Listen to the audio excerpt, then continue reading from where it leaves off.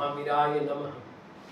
श्री द्वादशांग श्रुतदेव्यै नमः। आचार्य श्री आदिसागर महावीर कीर्ति सन्मति सागर गुरुभ्यो नमो नमः। गुणानां वक्षे स्वभावानां तथैव च पर्यायाणां विशेषेण नत्वा वीरं जिनेश्वरम्। आज स्वभाव अधिकार की चर्चा आरंभ हो रही है। पहला सूत्र है गुण पर्यायवत् द्रव्यम। यह सूत्र आचार्य श्री उमा स्वामी जी महाराज के तत्वार सूत्र में यथावत पाया जाता है। गुण और पर्याय के समूह को द्रव्य कहते हैं। यहाँ जो वत् शब्द है ये वतु प्रत्यय से लगा हुआ है और यह वत् शब्द अभिन्न अर्थ को बताता है।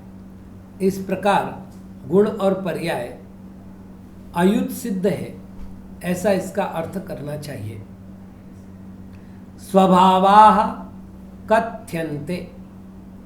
अस्ति स्वभावः, नास्ति स्वभावः, नित्य स्वभावः, अनित्य स्वभावः, एक स्वभावः, अनेक स्वभावः, भेद स्वभावः, अभेद स्वभावः, भव्य स्वभावः, अभव्य स्वभावः, परम स्वभावः।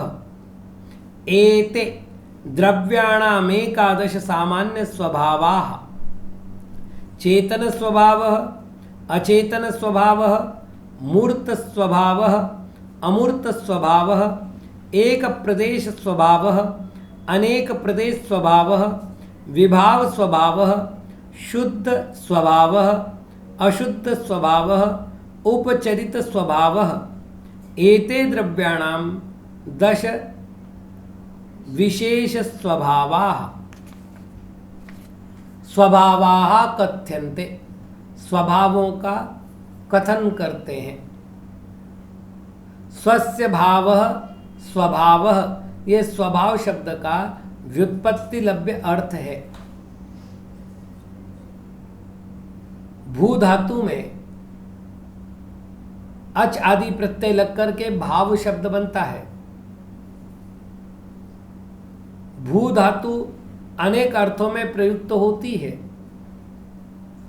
यहां पर सत्ता अर्थ में लेना है तो स्वकीय भावः स्वभावः, यह इसका अर्थ बनेगा। स्वभाव दो प्रकार के हैं, सामान्य स्वभाव और विशेष स्वभाव। जो सभी द्रव्य में सामान्य रूप से पाए जाते हैं उनको सामान्य स्वभाव कहते हैं, और जो किसी विशिष्ट द्रव्य में पाए जाते हैं उनको विशेष स्वभाव कहते हैं। सामान्य स्वभावों की संख्या 11 है और विशेष स्वभावों की संख्या 10 है। इस प्रकार 21 प्रकार के स्वभाव है। सबके नाम दिए हैं। टिप्पणकार ने इन सबके लक्षण दिए हैं। यहाँ पर टिप्पण में कुछ विशेष चर्चाएं हैं जो बड़ी गंभीर है। स्वभावाः द्रव्याणां स्वरूपाणि। द्रव्यों के स्वरूप को स्वभाव कहते हैं। तत्काल पर्यायाक्रांतम वस्तु भावो विधीयते।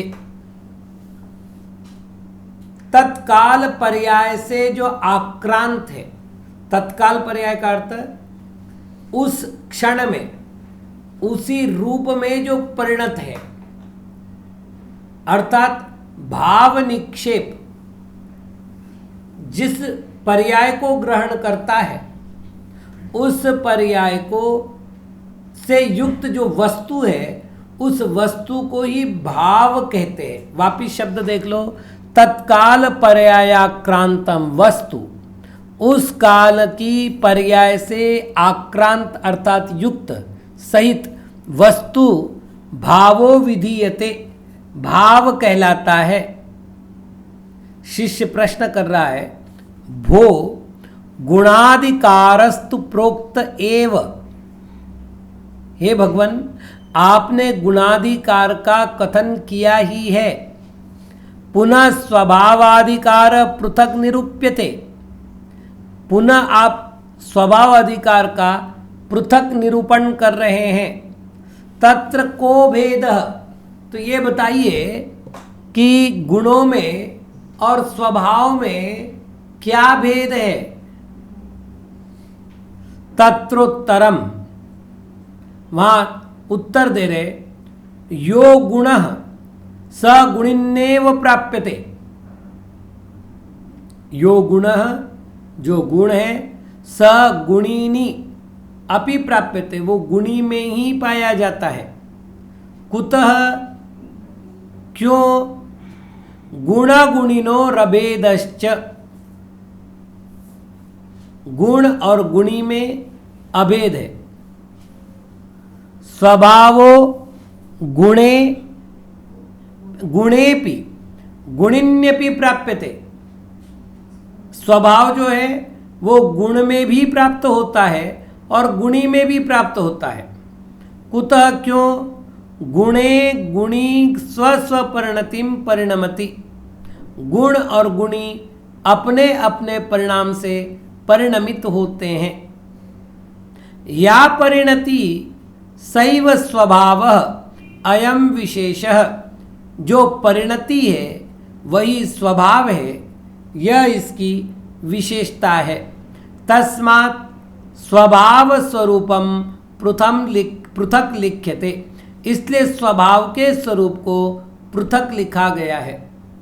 वापिस एक बार आचार्य महाराज ये समझाने का प्रयत्न कर रहे हैं, जो गुण होते हैं वो गुणी में ही पाए जाते हैं, लेकिन जो स्वभाव होते हैं वो गुण में भी पाए जाते हैं और गुणी में भी पाए जाते हैं। तो ये अंतर हुआ है।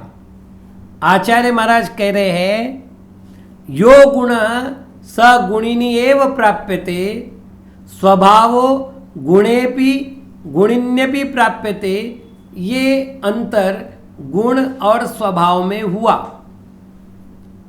तो गुण और गुणी अपने अपने स्वस्वरूप परिणति से परिणत होते हैं और वो जो परिणति है उसको स्वभाव कहते हैं। तो ज्ञान गुण हो गया और ज्ञान स्वभाव हुआ। इस प्रकार से जो परिणति है वही स्वभाव है, यह विशेषता है। जब विशेष है तो गुण का अधिकार अलग बना और स्वभाव का अधिकार पृथक हुआ। अब जो 21 स्वभाव है, उन 21 स्वभाव में से 11 स्वभाव सामान्य स्वभाव है। उनकी व्याख्या भी टिप्पण में लिखी गई है।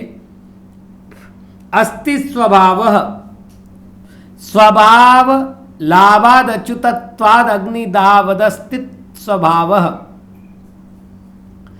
स्वभाव के लाभ से कभी भी च्युत नहीं होना, उसे अस्ति स्वभाव कहते हैं। उदाहरण, अग्निदाहवत, अग्निदाह। दृष्टांत दृष्टांत की संगति बना लेवे। जहां जहां अग्नि है वहां वहां उसका दाहकत्व है, अर्थात अग्नि जलाती है। दाहकत्व होना, इन्हें जलाना।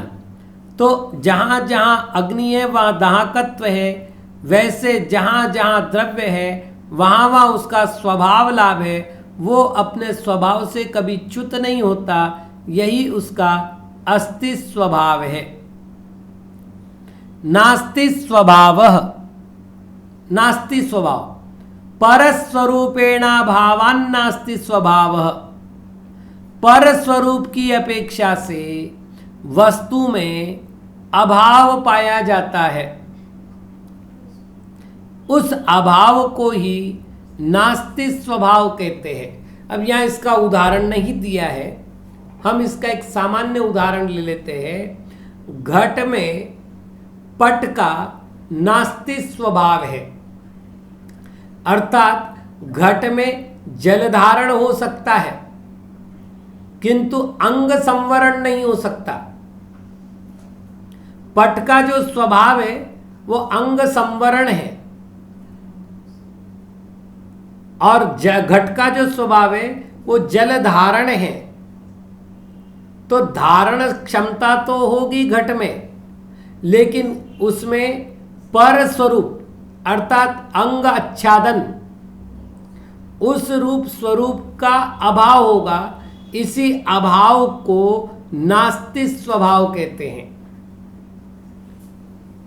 नित्य स्वभाव निज निज नाना पर्यायेषु तदेवेदमिति द्रव्यस्य उपलम्भान नित्य स्वभाव। निज निज नाना पर्यायेषु अपनी अपनी अनेक पर्यायों में तत् एव इदम इति यह वही है, इस प्रकार के द्रव्य से उपलम्भात द्रव्य की प्राप्ति होने को नित्य स्वभाव कहते हैं। एक शब्द आता है न्याय शास्त्र में, आगे नए के प्रकरण में आएगा, और वह है प्रमाण के भेदों में से एक भेद प्रत्यभिज्ञान। यह वही है, यह वैसा ही है, ये वैसा नहीं है। इस प्रकार एकत्व प्रत्यभिज्ञान, सादृश्य प्रत्यभिज्ञान अथवा अन्य और भी कई सारे प्रत्यभिज्ञान के भेद किए गए। तो तदेवेदम ये एकत्व प्रत्यभिज्ञान का चिन्ह है, यह वही है। तो द्रव्य में अनेक पर्यायों का परिणमन प्रति समय हो रहा है। उन पर्यायों के प्रति समय के परिणमन के बाद भी यह वही है, ऐसा एक नित्यत्व धर्म पाया जाता है, नित्यत्व स्वभाव पाया जाता है। और उस नित्यत्व स्वभाव के कारण द्रव्य की नित्यता बनी रहती है। जैसे कोई देवदत्त नाम का पुरुष है, एक समय में वो बालक था तब भी वो देवदत्त था, युवा हुआ तब भी देवदत्त है, प्रौढ़ हुआ तब भी देवदत्त है, अभी वयोवृद्धावस्था में तब भी देवदत्त ही रहेगा। तो ये जो देवदत्त की सर्वत्र उपलब्धि है, जिसको यहाँ उपलम्भ कहा है, वो उपलम्भ को नित्य स्वभाव कहते हैं। अनित्य स्वभाव तस्यापि अनेक पर्याय परिणमित्वाद अनित्य स्वभाव। अब पहले हम उदाहरण पर चलते हैं, फिर परिभाषा पर चलते हैं। अभी हमने देवदत्त की चर्चा की, बालक देवदत्त, युवा देवदत्त, प्रौढ़ देवदत्त, वयोवृद्ध देवदत्त। देवदत्त की अपेक्षा से एक है, इसलिए नित्य स्वभाव हो गया। तस्य अपि, अब अनित्य स्वभाव की परिभाषा बना रहे हैं आचार्य महाराज। तस्य अपि, उसी देवदत्त की, मतलब उसी द्रव्य की, यहां हमने उदाहरण के लिए देवदत्त लिया, उसी देवदत्त की अनेक पर्याय परिणामित्वात्, अनेक पर्याय रूप जो परिणति है। यदि उसी देवदत्त को कहे भैया तू जो है पहले 2-4 किलोमीटर तक दौड़ लेता था, अब दौड़ ले, तो कहेगा अब मैं वो थोड़ी रहा हूं भाई, अब तो जैसे जैसे वृद्धावस्था आ रही है मेरे को तो अपना शरीर ही नहीं संभल रहा है। तो क्या हुआ, पर्याय की अपेक्षा से बालक देवदत्त, युवा देवदत्त, प्रौढ़ देवदत्त और वयोवृद्ध देवदत्त में अंतर आ गया। ये अंतर आने का कारण है अनित्य स्वभाव। क्यों? क्योंकि वहां पर अनेक पर्याय परिणामित्वपना पाया जाता है। तो द्रव्य में जो अनेक पर्याय में परिणमन करने की सामर्थ्य पाई जाती है, स्वभाव पाया जाता है, उसको अनित्य स्वभाव कहते हैं। एक स्वभाव स्वभावानाम एकाधारत्वादेक स्वभाव, स्वभावों का एक आधार होने से उसको एक स्वभाव कह रहे हैं। मतलब अब वही उदाहरण लेकर चले कि जो देवदत्त है, बालक भी वही है, युवा भी वही है, प्रौढ़ भी वही है, सब में एकत्व है, एकपना है। तो ये जो जिस शक्ति के निमित्त से, जिस स्वभाव के निमित्त से पर्याय में परिणमन करता हुआ भी द्रव्य का एकत्व कायम रहता है, उस स्वभाव को एकत्व स्वभाव कहते हैं या एक स्वभाव कहते हैं। अनेक स्वभाव एकस्यापि अनेक स्वभावोलंबात अनेक स्वभाव। अब उसी देवदत्त में एक बालपने का स्वभाव है, तो बालपन की चंचलता मिलेगी, युवावस्था का उत्साह मिलेगा, प्रौढ़ अवस्था का अनुभव मिलेगा और वयोवृद्ध अवस्था की गंभीरता मिलेगी। तो क्या हुआ, भिन्न भिन्नता आई है। ये भिन्न भिन्नता स्वभाव में पाया जाना, इसे कहते अनेक स्वभाव। भेद स्वभाव गुणगुण्यादि संज्ञा भेदात भेद स्वभाव। गुण और गुणी में संज्ञा, लक्ष्य, संख्या, लक्षण, प्रयोजन आदि के कारण से पृथकपना पाया जाता है। यहाँ इन्होंने क्या किया, संज्ञा भेद दिया है। ये उपलक्षण हुआ, केवल संज्ञा भेद नहीं होता, लक्षण भेद भी होता है, संख्या भेद भी होता है और प्रयोजन भेद भी होता है। संज्ञा का अर्थ होता है नाम, तो जैसे एक का नाम हो गया गुण, दूसरे का नाम हो गया गुणी। फिर है लक्षण, तो गुण का लक्षण है जो द्रव्य को द्रव्यांतर से पृथक करता है, उसे गुण कहते हैं। और गुणी जो गुणों से संपन्न होता है उसे गुणी कहते हैं। तो लक्षण भेद हो गया। तीसरा संख्या भेद हो गया, गुण अनंत है और सभी का समुदाय रूप गुणी एक है, तो संख्या भेद हो गया। प्रयोजन भेद हो गया, गुण आधार से रहते हैं और गुणी उनको आधार देता है, तो आधार आदेश संबंध हुआ। तो इस प्रकार से यहाँ यद्यपि संज्ञा भेदात लिखा है, तो संज्ञा के साथ शेष भेदों को भी जो कि यथासंभव हो सकते हैं, उन सबका यहाँ ग्रहण करना चाहिए। तो ये भेद जिस स्वभाव के कारण से उत्पन्न होते हैं उसको भेद स्वभाव कहते हैं। अभेद स्वभाव गुणगुण्यादेक स्वभावात् अभेद स्वभाव। गुण गुणी आदि में एक पना पाया जाता है।